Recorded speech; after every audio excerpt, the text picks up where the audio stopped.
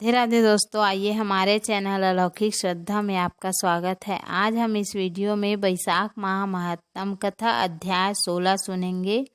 तो आइए शुरू करते हैं।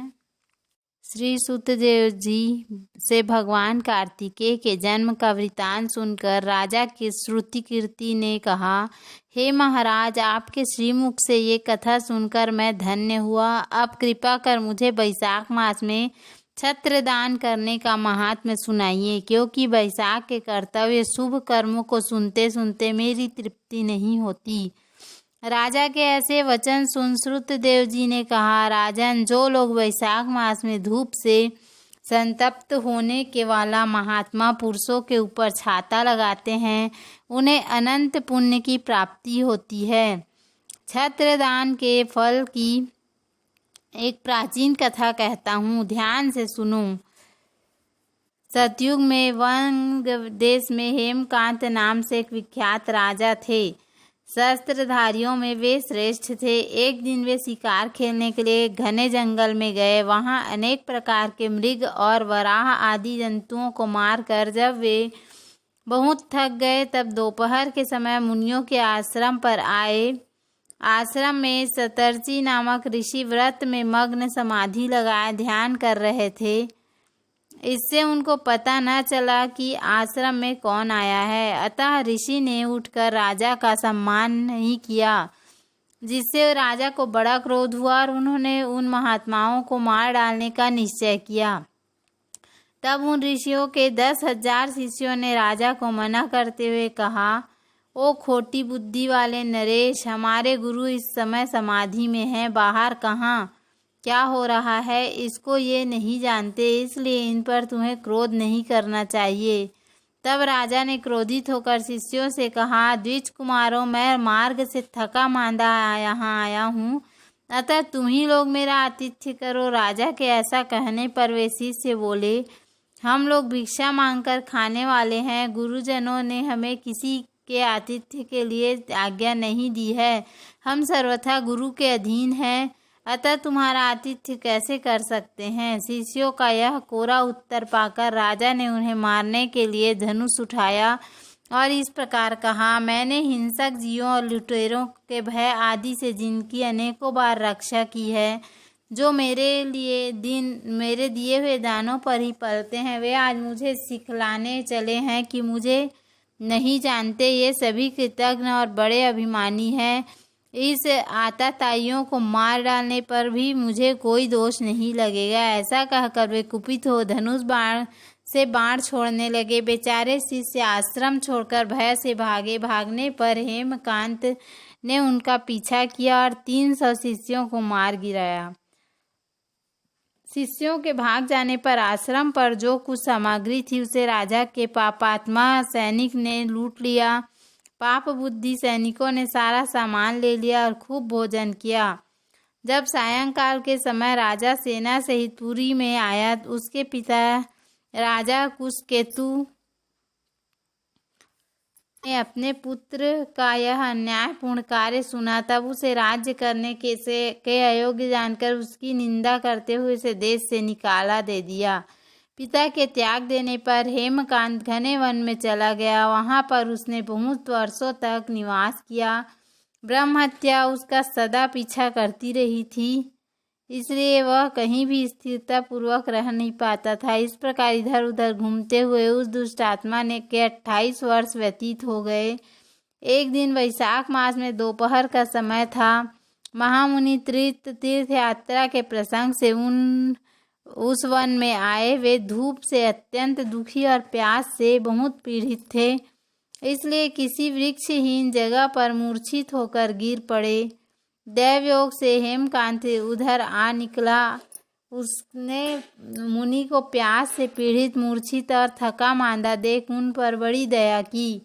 उसने पलाश के पत्तों से छत्र बनाकर उनके ऊपर आती हुई धूप का निवारण किया। वह स्वयं मुनि के मस्तक पर छाता लगाए खड़ा हुआ और तुम्बी में रखा हुआ जल उनके मुंह में डाला।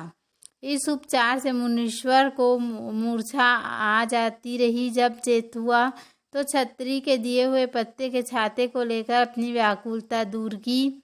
उनकी इंद्रियों में कुछ शक्ति आई और वे धीरे धीरे किसी गांव में पहुंच गए। उनका पुण्य के प्रभाव से हेमकांत की 300 ब्रह्म हत्याओं का पाप नष्ट हो गया। इससे हेमकांत को बड़ा विस्मय हुआ। उसी समय यमराज के दूत हेमकांत को लेने के लिए वन में आए। उन्होंने उसके प्राण लेने के लिए संग्रहणी रोग, पेट का गंभीर रोग पैदा किया। उस समय प्राण छूटने की पीड़ा से छटपटाते हुए हेमकांत ने 3 अत्यंत भयंकर यमदूतों को देखा, जिनके बाल ऊपर की ओर उठे हुए थे, और उस समय अपने कर्मों को याद करके वह चुप हो गया। छत्रदान के प्रभाव से उसको विष्णु भगवान का स्मरण हुआ। उसके विस्मरण करने पर भगवान विष्णु ने अपने दूत विश्वक्सेन से कहा, तुम शीघ्र जाओ, यमदूतों को रोको, हेमकांत की रक्षा करो। अब यह निष्पाप और मेरा भक्त हो गया है। उसे नगर में ले जाकर उसके पिता को सौंप दो। साथ ही मेरे कहने से कृष्णकेतु को यह समझाओ कि तुम्हारे पुत्र ने अपराधी होने पर भी वैशाख मास में छत्रदान करके एक मुनि की रक्षा की, अतः वह पाप रहित हो गया है। इस पुण्य के प्रभाव से वह इंद्रियों को अपने वश में रखने वाला, दीर्घायु, शूरता और उदारता आदि गुणों से युक्त तथा तुम्हारे समान गुणवान हो गया। इसलिए अपने महाबली पुत्र को तुम राज्य का भार संभालने के लिए नियुक्त करो। भगवान विष्णु ने तुम्हें ऐसे ही आज्ञा दी है। इस प्रकार राजा को आदेश देकर हेमकांत को उनके अधीन करके यहाँ लौट आओ।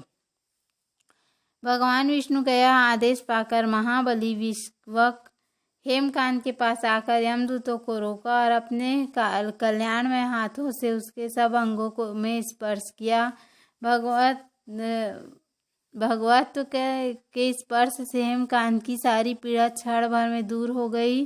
तदंतर विश्वक्सेन उसके साथ राजा की पुरी में गए। उन्हें देखकर महाराज कृष्णकेतु ने आश्चर्यचकित हो पृथ्वी पर साष्टांग प्रणाम किया और भगवान के पार्षद का अपने घर में प्रवेश कराया। वहाँ नाना प्रकार के स्रोतों से उसकी स्तुति तथा वैभवों से उनका पूजन किया। तत्पश्चात महाबली विश्वक्सेन ने अत्यंत प्रसन्न होकर राजा को हेमकांत के विषय में भगवान विष्णु ने जो संदेश दिया था वह सब कह सुनाया।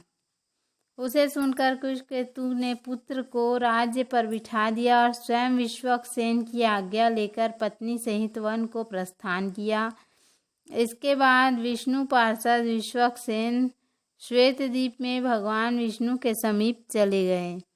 तब से राजा हेमकांत वैशाख मास में बताए हुए भगवान की प्रसन्नता को बढ़ाने वाले शुभ धर्मों का प्रतिवर्ष पालन करने लगे। वे ब्राह्मण भक्त, धर्म निष्ठा, शांत, जितेंद्रिय, सब प्राणियों में के प्रति दयालु और संपूर्ण यज्ञों की दीक्षा में स्थित रहकर सब प्रकार की संपदाओं से संपन्न हो गए। उन्होंने पुत्र, पौत्र आदि के साथ समस्त भोगों का उपभोग करके सब भगवान विष्णु का लोक प्राप्त किया।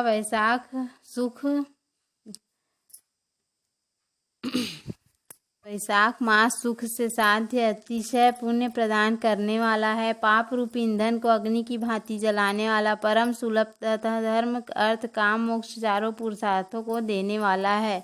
वैशाख मास महत्तम। कथा अध्याय 16 संपूर्णम। बोलो श्री हरि विष्णु भगवान की जय। तो उम्मीद है आपको हमारा वीडियो पसंद आया होगा। यदि हमारा वीडियो पसंद आया तो वीडियो को लाइक करें, चैनल को सब्सक्राइब करें। धन्यवाद। राधे राधे।